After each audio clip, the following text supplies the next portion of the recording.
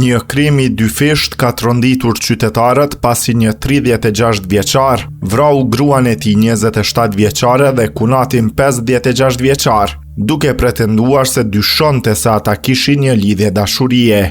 Ngjarja e rëndë ndodhi rreth orës 10 të së martës në lagjën Yıldırım të Bursës në Turqi. Sipas mediave turke, 36 vjeçari Ismail Matur fillimisht vrau kunatin e tij 56 vjeçarin Yavuz Yılmaz, të cilin e qolloi 8 herë në mes të rrugës.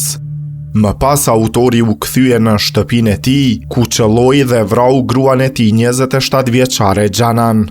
Policët që mbërritën në vendngjarje e arrestuan 36 vjeçarin dhe sekuestruan armën që dyshohet se ishte përdorur në vrasjen e gruas dhe kunatit të tij. Gjatë marrjes në pyetje, Ismail Matur dyshohet se u tha policëve se ishte çështje nderi t'i vrisnim ata. Policia po vazhdon hetimet për zbardhjen e plotë të rrethanave dhe motivit të vrasjes së dyfisht.